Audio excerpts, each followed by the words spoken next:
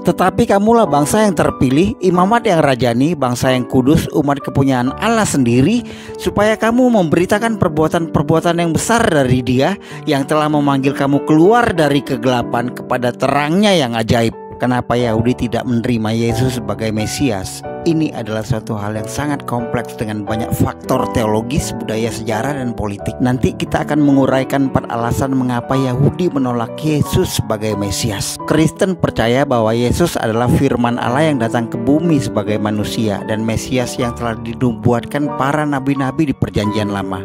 Oleh karena itu, keselamatan hanya ada melalui Dia lewat kasih karunia-Nya. Yesus bukan cuma mengaku-ngaku bahwa Dia adalah firman yang diutus Allah Bapa ke dunia, tapi Allah Bapa juga memberi penegasan yang dicatat oleh Nabi Yesaya, nabi yang mereka hormati. Demikianlah firmanku yang keluar dari mulutku, ia tidak akan kembali kepadaku dengan sia-sia, tetapi ia akan melaksanakan apa yang kukehendaki dan akan berhasil dalam apa yang kusuruhkan kepadanya. Arti firman adalah suara Allah. Suara Allah itu menjadi manusia, berbicara sebagai Allah. Untuk mempertegas Yesus adalah firman-Nya, maka Allah menyatakan satu kesatuan yang tidak bisa dipisahkan, yakni Bapa dan Anak. Bahkan untuk kesatuan ini pun Allah memberi penegasan langsung dari sorga ketika Yesus dibaptis oleh Yohanes. Lalu terdengarlah suara dari sorga yang mengatakan, inilah anakku yang kukasihi, kepadanya lah aku berkenan. Tidak cuma menyatakan kepadanya lah aku berkenan, tapi Allah kembali menegaskan dan memuliakan Yesus di atas gunung,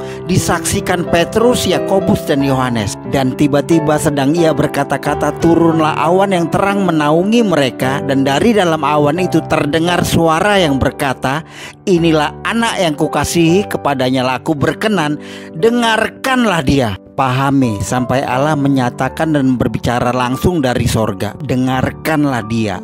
Firman suara Allah untuk didengarkan, bukan? Sayangnya sampai saat ini meskipun mereka memahami nubuat-nubuat kitab suci, tapi mereka belum dan masih tidak percaya. Kenapa?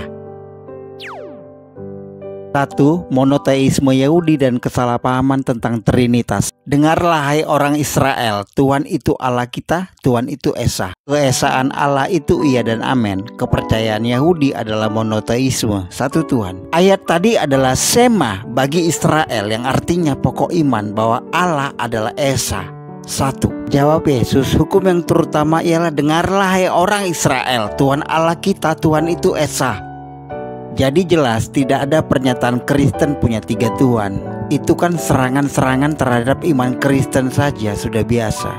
Jadi saat Yesus menyatakan aku dan Bapa adalah satu, banyak orang Yahudi menganggap ini sebagai penghujatan. Bagi mereka, Yesus tampak seperti manusia yang mengaku sebagai Tuhan, yang bertentangan dengan pemahaman mereka tentang hakikat ketuhanan yang adalah roh. Mereka percaya Allah bisa menciptakan matahari, bulan, dan bintang. Allah bisa menciptakan manusia. Kenapa? Sekali lagi, kenapa mereka tidak bisa percaya Allah bisa menjadikan firman-Nya menjadi manusia? Nah, doktrin Kristen tentang Trinitas yang menyatakan bahwa satu Tuhan ada dalam 3 pribadi, Bapa, Anak, dan Roh Kudus, ini jelaslah terdengar aneh bagi pemahaman teologis Yahudi. 2. Gagal paham tentang Mesias. Roh Tuhan ada padaku oleh sebab ia telah mengurapi aku untuk menyampaikan kabar baik kepada orang-orang miskin dan ia telah mengutus aku. Perhatiin di ayat ini ada 3 pribadi, Allah, Yesus, dan Roh Tuhan. Yesus dengan jelas mengatakan dialah Mesias.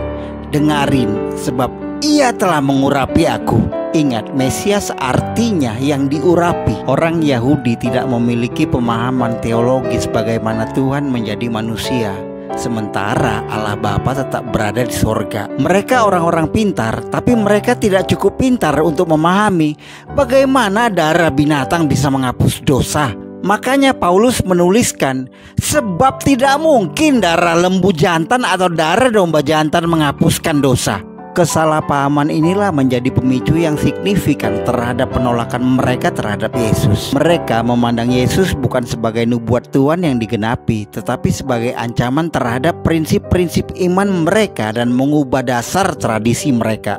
Itulah kenapa Yesus menyebutkan, Jawabnya kepada mereka, "Benarlah nubuat Yesaya tentang kamu, hai orang-orang munafik, sebab ada tertulis, bangsa ini memuliakan aku dengan bibirnya, padahal hatinya jauh daripadaku." Alasan utama lain penolakan orang Yahudi terhadap Yesus, dan ini berkaitan erat dengan poin monoteisme tadi, terletak pada harapan mereka tentang seperti apa Mesias nantinya. Dalam ingatan mereka yang diceritakan turun-temurun bahwa nenek moyang mereka, nabi-nabi, telah mengalami hal-hal yang luar biasa. Musa membelah laut, Yosua menghancurkan tembok Yeriko dengan suara trompet sangkakala, Elia mengalahkan 450 nabi Baal. Nah, dengan Yesus memasuki Yerusalem naik keledai, hanya orang-orang yang rendah hati dan berhati murnilah yang tetap berteriak Hosana. Pada zaman Yesus, banyak orang Yahudi menantikan seorang pemimpin hebat yang akan membebaskan mereka dari penindasan Romawi dan memulihkan kerajaan Israel kembali ke zaman Daud. Harapan ini dibentuk oleh kitab suci dan tradisi yang menekankan Mesias sebagai raja dari garis keturunan Daud yang akan mengalahkan musuh-musuh Israel dan membangun pemerintahan yang damai dan adil. Disinilah kegagalan mereka memahami Yesus adalah Mesias, karena Yesus datang dengan segala kerendahan hati. Yang mereka nantikan adalah seorang pangeran berbaju perang yang datang dari sorga dengan gemuruh yang dahsyat, didukung oleh pasukan besar yang siap untuk melaksanakan murka Allah atas semua musuh mereka. Ini yang tadi disebutkan karena mereka sudah terikat sama cerita nenek moyang turun-temurun telah mengalami nabi-nabi luar biasa. Tapi Mesias yang datang sangat berbeda, naik keledai. Zaman itu keledai adalah binatang yang setia yang mengangkut banyak beban. Ini sebenarnya simbolisme yang tidak dimengerti mereka bahwa Yesus datang seperti keledai.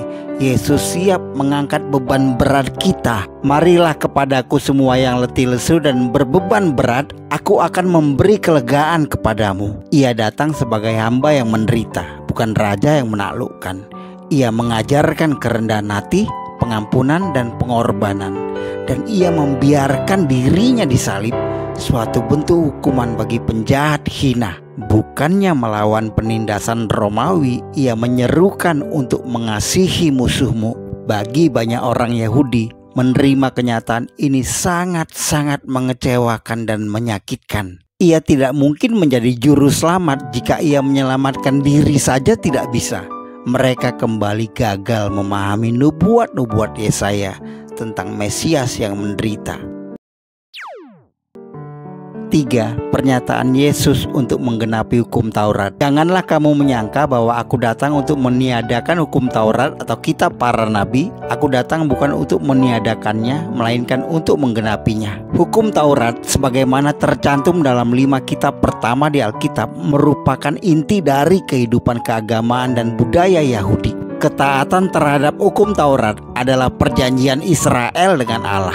Ketika Yesus menyatakan untuk menggenapi hukum Taurat, kata-katanya menjadi perguncingan. Ia menekankan kemurnian hati lebih penting dari tradisi dan adat istiadat. Bagi banyak pemimpin Yahudi, hal ini sangat meresahkan. Banyak orang Yahudi merasa bahwa ia malah melonggarkan tuntutan hukum Taurat dan dengan demikian menyesatkan orang dan dipandang sebagai ancaman bagi keberlangsungan tradisi Yahudi.